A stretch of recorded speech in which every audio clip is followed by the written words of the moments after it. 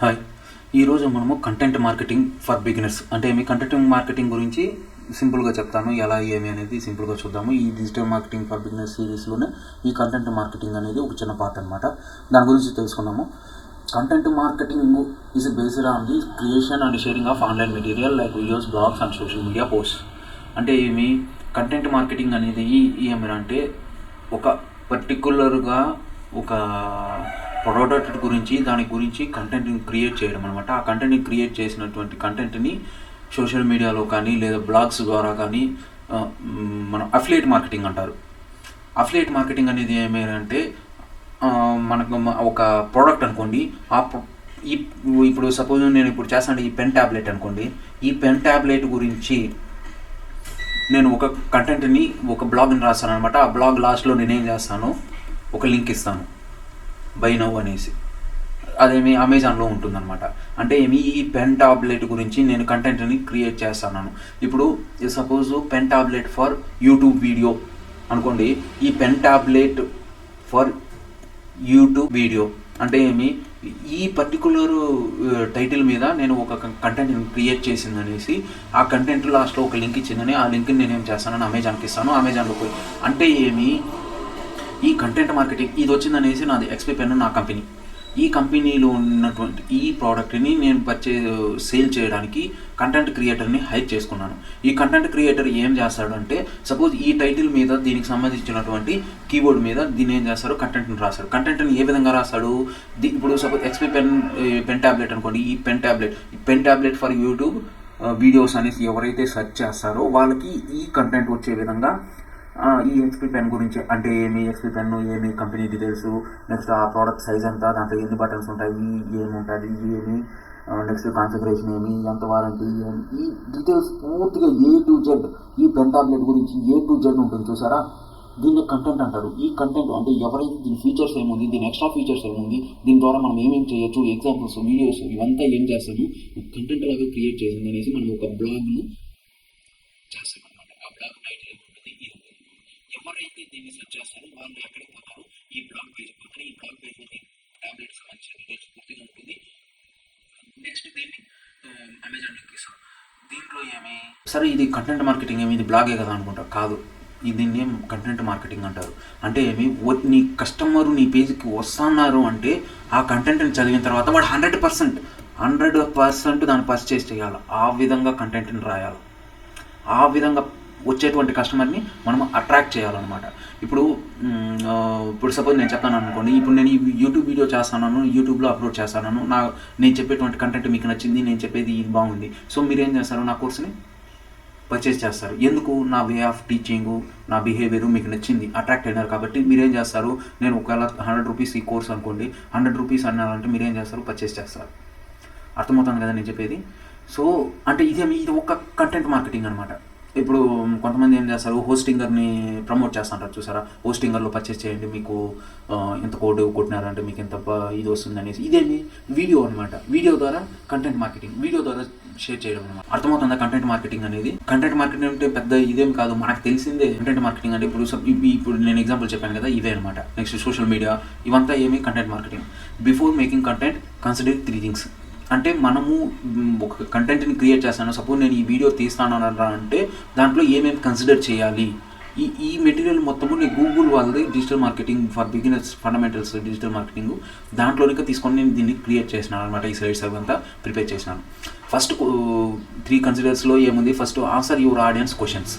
Suppose నేను ఈ pen tablet గురించి నేను ఒక కంటెంట్ని క్రియేట్ చేసినప్పుడు వానికి అక్కడ ఏదైనా ప్రాబ్లం ఉన్నప్పుడు అక్కడేమీ కమెంట్ చేస్తాడు, సార్ దీని ప్రైస్ ఎంత, లేదా దీని లింక్ ఏమి, లేదా దీని ఫీచర్స్. అంటే నువ్వు కంటెంట్లో మెన్షన్ చెయ్యను, నువ్వు కంపల్సరీ నువ్వు 100% దీనికి రిప్లై ఇవ్వాలి. నువ్వు రిప్లై ఇచ్చినావరా అంటే నీకు ఏమవుతుందిరా అంటే ఆ కస్టమర్ ఎవరైతే ఈ బ్లాక్లోకి వస్తారో ఆ కస్టమర్ అడిగిన క్వశ్చన్కి నువ్వు రిప్లై ఇచ్చినావంటే నీకు అది ఏమవుతుంది, ఫ్యూచర్లో వేరే కస్టమర్ కూడా యూజ్ అవ్వచ్చు. Next providing something of value.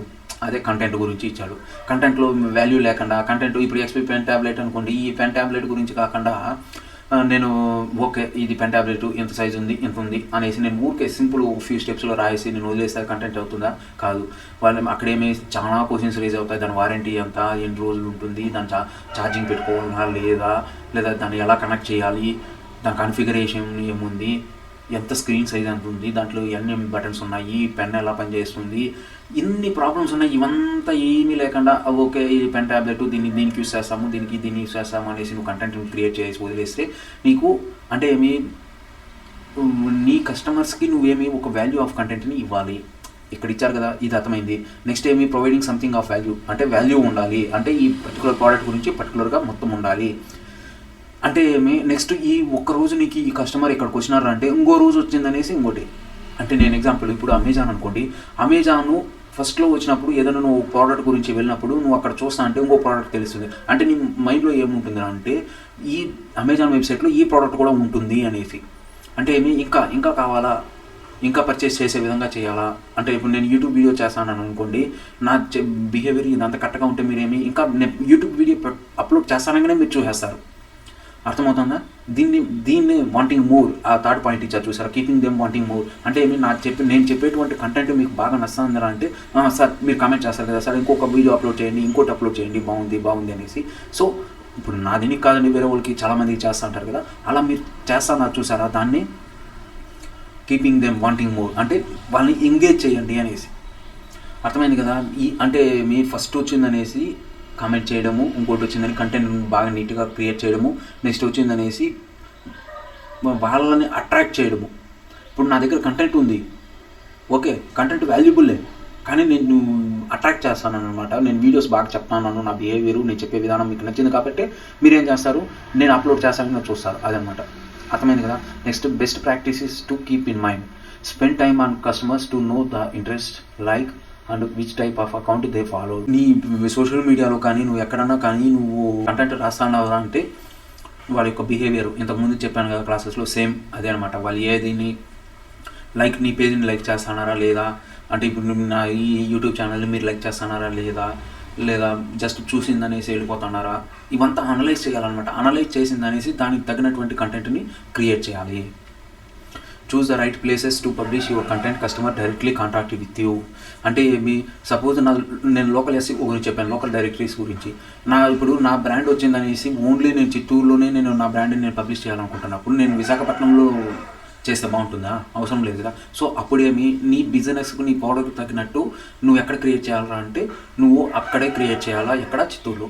ఎవరైతే చిత్తూరు ఫర్ క్రాకర్స్ అనేసి చిత్తూరు షాప్ నియర్ మీ అని క్రాకర్స్ అని సెర్చ్ చేస్తారో నా వెబ్సైటు లేదా నా ప్రొఫైలు అక్కడ వచ్చే విధంగా ఉండాలా. అర్థమైందా? అదే దీనికి అర్థం అనమాట. Choose right places to publish your content. Next use normal language to interact with customers.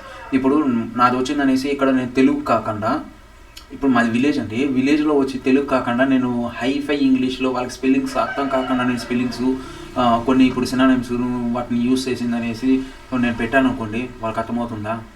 అర్థం కాదు. సింపుల్ లాంగ్వేజ్లో ఉండాలా. మనకు నార్మల్గా ప్రతి చిన్న పిల్లడు కానీ ఇంకా పెద్దవాళ్ళ వరకు సింపుల్గా అర్థం చేసుకునేటట్టు తెలుగు ఇంగ్లీష్లో అలా పెట్టినామంటే వాళ్ళకి బాగా అర్థమవుతుంది అనేసి దానికి అర్థం. Make your content unique, interesting and exciting. Same మొత్తం అది తిప్పి అదే వస్తుంది. Next engaging headlines, I catching pictures. అంటే నువ్వు అప్లోడ్ చేసేటువంటి ఇమేజెస్ కానీ హెడ్లైన్స్ కానీ అంటే అట్రాక్ట్ చేసే విధంగా ఉండాలి. ఇప్పుడు ఇక్కడ నేను ఒక ఎగ్జాంపుల్ రాసాను, pen tablet for YouTube video.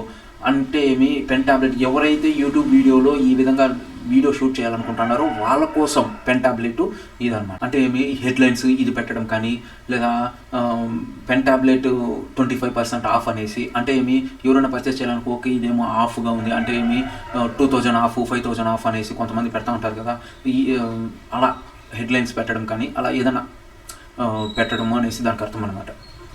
Next content మార్కెటింగ్లో audience సెగ్మెంటేషన్స్ అంటే create groups according to their interest, age, gender. Suppose మీరు ఒక ఫేస్బుక్ పేజ్ కానీ నువ్వు ఏదైనా మీరు క్రియేట్ చేసేటప్పుడు అక్కడ వచ్చిందనేసి దాన్ని గ్రూప్స్ని అకార్డింగ్ టు దేర్ ఇంట్రెస్ట్ అనమాట. ఇప్పుడు మీరు ఒక ఫేస్బుక్ యాడ్ కంపైన్ చేసేటప్పుడు ఇప్పుడు సపోజ్ నాకు మల్టిపుల్ అనుకోండి, నేను వచ్చిందనేసి నేను నా పేజ్ని వచ్చిందని మల్టిపుల్ పర్పస్ బిజినెస్కి యూస్ చేస్తాను. అంటే ఇప్పుడు సపోజ్ అమెజాన్ అనుకోండి, అమెజాన్లో ఎన్ని ప్రోడక్ట్స్ ఉన్నాయి. ఇప్పుడు కిచెన్ ప్రోడక్ట్స్ వచ్చిందనేసి వేరేగా ఉంటుంది, నెక్స్ట్ ఎలక్ట్రానిక్స్ వచ్చిందని వేరే ఉంటుంది, నెక్స్ట్ వచ్చిందనేసి హోమ్ ఫర్నిచర్ అనుకోండి. ఈ 3 కేటగిరీస్ అనుకోండి. ఈ 3 కేటగిరీస్లో కిచెన్ అనేది వేరే, ఎలక్ట్రానిక్స్ అనేది వేరే, హోమ్ ఫర్నిచర్ అనేది వేరే. అంటే ఇప్పుడు కిచెన్కి వచ్చిందనేసి ఎక్కువ ఎవరు ఉంటారు, ఫీమేల్ హౌస్ వైఫ్స్. నెక్స్ట్ వచ్చిందని ఎలక్ట్రానిక్స్ అంటే చిల్డ్రన్స్కి, అంటే స్టూడెంట్స్కి, జాబ్ చేసేవాళ్ళు అలా.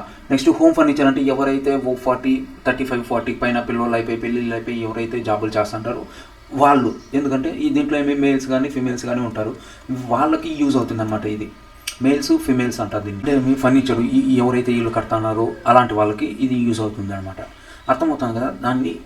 అంటే ఇది ఒక గ్రూపు, ఇది ఒక గ్రూపు, ఇది ఒక గ్రూపు, అంటే డిఫరెంట్ గ్రూప్స్గా దాన్ని మనం క్రియేట్ చేసుకోవాలా. ఇప్పుడు నేను చెప్పిన ఎగ్జాంపుల్ అంటే మీరు మల్టీపర్పస్ స్టోర్ నడిపేటప్పుడు ఇలా ఉండాలి అనేసి. Understanding the habits and preference of an audience can help you target content directly to that specific group of people. Someone interested in silk saree and another one net saree, but students interest on fashion kurtis. అంటే అదే ఇక్కడ నేను చెప్పాను కదా, ఇక్కడ కొంతమంది kitchen, అదే example ఇక్కడ అప్లై చేయండి. కొంతమంది సిల్క్ శారీ కావాలంటారు, కొంతమంది నెట్ శారీ కావాలంటారు, కొంతమంది ఫ్యాషన్గా ఉండేటువంటి కుర్తీస్ కావాలా. ఇక్కడ 3 కేటగిరీస్ ఉంది. ఈ 3 కేటగిరీస్ని వాళ్ళకి తగ్గినట్టు, వాళ్ళకి సంబంధించినట్టు. ఇప్పుడు సిల్క్ శారీ అంటే సిల్క్ శారీకి సంబంధించినటువంటి కంటెంట్ నువ్వు క్రియేట్ చేయాలి. నెట్ శారీ అంటే నెట్ సంబంధించినటువంటి కంటెంట్ నువ్వు క్రియేట్ చేయాలన్నమాట. అర్థమవుతుంది కదా. అంటే పర్టికులర్ ప్రోడక్ట్, అంటే దీన్ని వేసే వాళ్ళు వేరేగా ఉంటారు, సిల్క్ శారీస్ వాళ్ళు వేరేగా ఉంటారు, నెట్ శారీ వాళ్ళు. ఇప్పుడు మా అమ్మ వచ్చిందని 60-70 years అయిపోయింది, ఇప్పుడు ఈమెకి వచ్చిందని సిల్క్ శారీలో కూడా మళ్ళీ డిఫరెంట్ టైప్స్ ఉన్నాయన్నమాట. దాన్ని యూజ్ చేయడం అనమాట. నెక్స్ట్ నెట్ శారీ అంటే ఇప్పుడు మా వైఫ్ అలాంటి వాళ్ళు ఇప్పుడు 30 years 35 years అనుకోండి, అలాంటి వాళ్ళకి ఏమవుతుంది, ఈ నెట్ శారీ యూజ్ అవుతుంది అనమాట. నెక్స్ట్ ఫ్యాషన్ కుర్తీస్, ఇప్పుడు కాలేజీకి వెళ్ళే వాళ్ళు అలాంటి వాళ్ళు కొంత ఫ్యాషన్ రా, కొంత అట్రాక్ట్ కాలేజీకి వెళ్తాను కదా, బాగుండాలనుకుంటారు కదా, వాళ్ళకి తగినటువంటి ఫ్యాషన్స్ కానీ వాళ్ళకి తగినటువంటి కంటెంట్ అంటే ఈ వీడియో ద్వారా కూడా అయినా కానీ, లేదా మీరు డిస్ప్లే యాడ్స్ అయినా కానీ, లేదా నువ్వు సోషల్ మీడియా యాడ్ అయినా కానీ, నువ్వు వేరే ఏదైనా కానీ కంటెంట్ అంటే మనం పెట్టేటువంటి దాని డీటెయిల్స్ అనమాట. ఇప్పుడు కుర్తీ అంటే కుర్తీ సైజ్ ఎంత, దాని ఏముంటుంది, దాంట్లో కలర్స్ ఏముంటాయి, దాంట్లో ఏమేమి మెటీరియల్ యూజ్ చేస్తున్నారు, అలా అనమాట. అర్థమైందా? అదే కంటెంట్ అంటే. ఇంకేం వేరే పెద్ద దాన్ని ఏమిదో పెద్ద ఆర్టికల్ లాగా రాసిందని దాన్ని ప్రమోట్ చేయాల్సిన పని లేదు. Next writing for online audience. ఇంకా మనం బ్లాగ్ రాసేది ఆన్లైన్ దాంట్లో ఏముంటాయి, CTAs are short statements design to entice a website visitor to take a specific action. అంటే క్లిక్ త్రూ యాక్షన్ అనమాట. క్లిక్ త్రూ యాక్షన్ అంటే సిటీ అంటే ఏమంటే క్లిక్ త్రూ యాక్షన్ అనమాట. అంటే కనపరుస్తానంగానే దాని మీద క్లిక్ చేయడం అనమాట. అంటే ఇప్పుడు నేను చెప్పాను కదా, ఒక ట్యాబ్లెట్ అనుకోండి, ఆ ట్యాబ్లెట్ను అక్కడ టైటిల్ కనపరుస్తానగానే దాని మీద, ఇప్పుడు పెన్ ట్యాబ్లెట్ గురించి నేను అక్కడ టైటిల్ పెట్టాను అంటే, హెడ్లైన్ పెట్టాను అంటే, ఎవరైతే పెన్ ట్యాబ్లెట్కు సెర్చ్ చేస్తున్నారో వానికే కనపడుస్తుంది. కానీ దాంట్లో చాలా ఉంటాయి. దాంట్లో చాలా ఉన్నప్పుడు మన దీని మీదనే క్లిక్ చేసే విధంగా ఉండాలా. అంటే దాంట్లో మన వస్తానగానే ఓకే ఇది బాగుంది, దీన్ని పర్చేస్ చేద్దామని క్లిక్ చేస్తారు కదా దాన్ని. Next creating content regularly means it can be too stay. అదే నేను చెప్పాను కదా, కన్సిస్టెన్సీ అనేది కంపల్సరీ ఉండాలి. Try researching your competitors to see what topics they are cover. ఇది కంపల్సరీ ఉండాలి. మీరు ఈ డిజిటల్ మార్కెటింగ్లో ఇవి మీకు అర్థమైంది అంటే కంపల్సరీ మీకు ఇవంతా. నేను ఇప్పుడు చూడండి కొన్ని టాపిక్స్ని రిపీటెడ్గా ప్రతి దీంట్లో చెప్తా వస్తాను. సోషల్ మీడియాలోనూ అదే, మా కంటెంట్ మార్కెటింగ్లోనూ అదే, నెక్స్ట్ సర్చ్ చాట్లోనూ అదే. అంటే మీకు దీన్ని బట్టి మీకు అర్థమవుతుంది అనుకుంటున్నాను అనమాట, ఇవి కంపల్సరీ ఉండాలి అనేసి. Okay. Tools like answer the public అంటే మీ ఆన్లైన్ ఆడియన్స్ని ఇప్పుడు answer the question and answer గూగుల్లో మనం ఏదైనా ఒక సెర్చ్ చేసినామరా అంటే అక్కడ నీకు కొన్ని కిందకు వచ్చినారంటే కొన్ని క్వశ్చన్స్ ఉంటాయి. ఆ క్వశ్చన్స్ని స్టడీ చేయడము, ఆ క్వశ్చన్స్ని అనలైజ్ చేయడము, ఆ క్వశ్చన్స్కి ఆన్సర్స్ రాయడము, దాని మీద నువ్వు కంటెంట్ రాయడము. నెక్స్ట్ ఆన్సర్ ద పబ్లిక్ అని ఇది నీల్ పటేల్ది వెబ్సైట్ అనమాట. దీంట్లో క్వశ్చన్స్ ఉంటాయన్నమాట. ఈ క్వశ్చన్స్ని యూజ్ చేసింది అనేసి నువ్వు దాని మీద ఆర్టికల్ ఎంత ట్రాఫిక్, ఎంత డిఫికల్టీ అవంతా చూపెడుతుంది. దాన్ని చూసిందని నువ్వు కంటెంట్ని క్రియేట్ చేయాలన్నమాట. అర్థమైంది అనుకుంటా. కంటెంట్ మార్కెటింగ్ ఇది ఓన్లీ బిగినర్స్. అంటే నేను ఇంతకుముందు చెప్పిన మ్యాటర్ దీంట్లో కంటెంట్ మార్కెటింగ్లో ఏమనంటే ఇది ఒక అండర్స్టాండింగ్ పర్పస్ కోసం నేను మీకు చెప్తాను. కంటెంట్ మార్కెటింగ్లోనే content missing your content calendar should include realistic time frames, highlight key dates, public holidays. ఇవంతా నార్మల్, నేను అన్నీ చెప్పాను మీకు. దీంట్లో ప్రతిదీ calendar should include realistic time frames, next highlight key dates, public holidays, releasing seasonal content, ఇవంతా చెప్పాను. ఇంతకుముందు కూడా చెప్పాను మీకు. Next consider multiple channels, blog, social media, video, ఇవంతా నేను చెప్పాను. అంటే యూట్యూబ్ వీడియో కానీ, టిక్టాక్ వీడియో కానీ, నెక్స్ట్ రీల్స్, ఇన్స్టాగ్రామ్ వీడియో, ఇలా అనమాట. నేను remember the audience, segment your audience, specify which group you are targeting. ఇది ఆల్రెడీ చెప్పాను. ఏజు, జెండరు, నువ్వు వాళ్ళ ఇంట్రెస్ట్ని బట్టి నువ్వు ఇంతకుముందు గ్రూప్స్ అవంతా చెప్పాను. నెక్స్ట్ ఆన్లైన్ టూల్స్ చెప్పాను కదా, ఆన్సర్ ద పబ్లిక్ లేదా గూగుల్ అనలైటిక్స్, ఇలా అనమాట. ఈ ఆన్లైన్ టూల్స్ని యూజ్ చేయడము, వీటికన్నిటికీ ఇప్పుడు మేనేజ్ చేయడానికి ఈ సోషల్ మీడియా కానీ ఇవంతా మేనేజ్ చేయడానికి సపరేట్ చాలా టూల్స్ ఉన్నాయి.